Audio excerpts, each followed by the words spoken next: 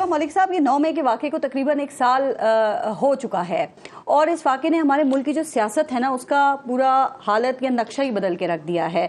जो कुछ अरसे पहले कुछ लोगों के सामने जो हीरो थे वो विलन बन गए और कुछ के सामने जो विलन थे वो हीरो बन गए हैं। आप समझते हैं कि ये जो 9 मई का वाक़या है वाकई इसने एक लकीर खींच दी है और अब इसके बाद, इस वाक़े के बाद आप मुल्क में जमहूरियत का क्या मुस्तकबिल देख रहे हैं? कोई मुस्तकबिल बचा है?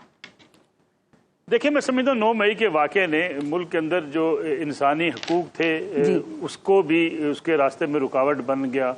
9 मई आज़ादी इजहार राय के रास्ते में रुकावट बन गया। 9 मई एक जमहूरी जद्दोजहद के रास्ते में एक रुकावट बन गया और जो एक स्पेस थी सियासी वर्कर्स की, मीडिया की, वो सारी स्पेस आस्ता आस्ता कम होना शुरू होगी।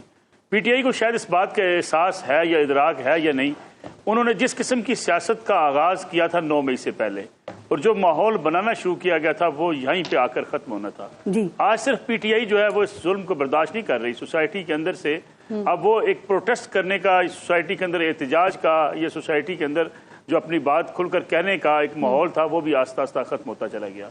अब तसव्वुर कीजिए कि PTI अब कहती नहीं जी हमारा कोई कसूर नहीं है। भाई कैसे आपका कसूर नहीं है? क्या उस दिन जो लोग कोर कमांडर हाउस के बाहर थे उनकी वीडियोस थी, जो वो तकारीर कर रहे थे, जो वो डंडे लहरा रहे थे, जो गाड़ियों पे पथराव कर रहे थे और जो पेशावर में फायरिंग कर रहे थे क्लाशनकोफ उठा के, क्या वो चेहरे जो है वो स्टैचू के जरिए बदल कर खड़े किए गए थे? क्या जो तकारीर थी, और फिर खास तौर पर अगर इमरान खान साहब की उस तकरीर को, उस मीडिया टॉक को सामने रखें जिसमें उन्होंने कहा था जब मुझे गिरफ्तार किया गया तो लोगों ने कहाँ जाना था? GHQ जाना था क्योंकि मुझे रेंजर्स ने गिरफ्तार किया था, उन्होंने कोर कमांडर हाउस ही जाना था। जब खुद तस्लीम किया उन्होंने कि भाई हमने यही करना था और उससे पहले एक माहौल बना दिया गया कि इमरान खान साहब रेड लाइन हैं, उनको कोई दुनिया की ताकत गिरफ्तार नहीं कर सकती। भाई आपके ऊपर मुकदमा बना है, आपको कोर्ट तलब कर रही है, आपको जाना चाहिए।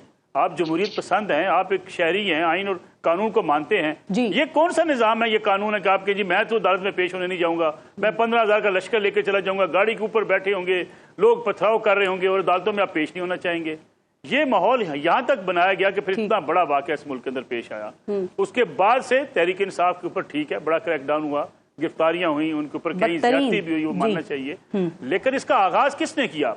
आगाज PTI ने तब किया जब वो किसी और के वजूद को मानने से इनकारी हो गई। उन्होंने कहा हम अड्डा प्लाट में जाएंगे, शेख रशीद की तकरीर निकाल के चलाएं, दिखाएं PTI के लोगों को कि हम निकलो जाके शरीफ फैमिली के घरों को जाके आग लगा दो, जला दो। ये तकरीर निकाल के दिखाएं कि इस्लामाबाद के थाने के अंदर घुस के इमरान खान साहब ने 7 अपने कारकुनों को रिहा करवा दिया। ये तकरीर दिखाई जाए किस तरीके से जजेस को ललकारा गया कि हम तुम्हें छोड़ेंगे नहीं, ओए सेक्रेटरी दाखिला मैं तुम्हें नहीं छोड़ूंगा। और ये इस किस्म की जब तकारीर करके आपने माहौल बना दिया तो फिर आपके कारकुन, टाइगर फोर्स तो आपने बनाई, ये टाइगर फोर्स जाके थानों में घुस गई, जाके एसीज के ऑफिस में घुस गई, जाके दुकानदारों के पास जाना शुरू हो गई। बताइए आप काम कैसे कर रहे हैं? यानी आप मुल्क के अंदर एक विद इन स्टेट बनाना शुरू हो गए थे। उसका नतीजा यही निकलना था जो आज निकला है। उसके नतीजे में आज आजादी इजहार राय पे भी कई अगर रुकावटें कहीं होती हैं, उसकी बुनियादी वजह तहरीक इंसाफ का वो सियासी सोच और सियासी वो नसरुल्लाह मलिक साहब, मुझे ये बताइए कि आप समझते हैं कि कैसे आगे बढ़ा जा सकता है या फिर ये एक नाकाबिले माफी जुर्म है? सर आप ठीक कह रहे हैं कि इदारों में इस बात को लेकर बहुत शदीद गम और गुस्सा जो है वो अभी भी बरकरार है, लेकिन अगर पाकिस्तान तहरीक इंसाफ कह रही है कि हमारा इससे ताल्लुक नहीं है, अगर वो ये कह रहे हैं कि ये हमारे खिलाफ साजिश है, तो क्या उनको सुना भी ना जाए? सर उनको सुनना भी नहीं चाहिए?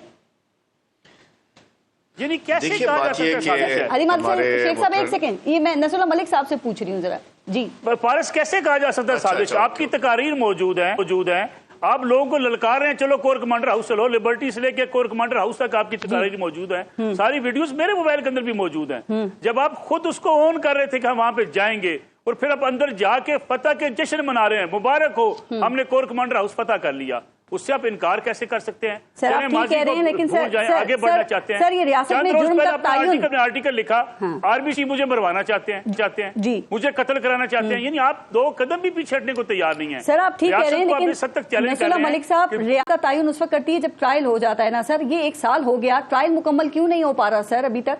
क्या आपके ख्याल में यहाँ अदालतों का कसूर है या फिर रियासत ने कुछ हाथ नरम कर दिया था? सिर्फ 54 लोग हैं जिनको अभी तक सजाएं हुई हैं कि भाई आगे सियासतदान बढ़ना चाहें तो सियासी जमातें आपस में बातचीत करें। अब सियासी जमातों से बातचीत नहीं करना चाहते। आप कहते हैं हम एस्टेब्लिशमेंट से बात करना चाहते हैं, जिस एस्टेब्लिशमेंड के किरदार को आप तनकीद का निशाना बनाते हैं। जी एस्टेब्लिशमेंट की मुदाखलत नहीं होनी चाहिए।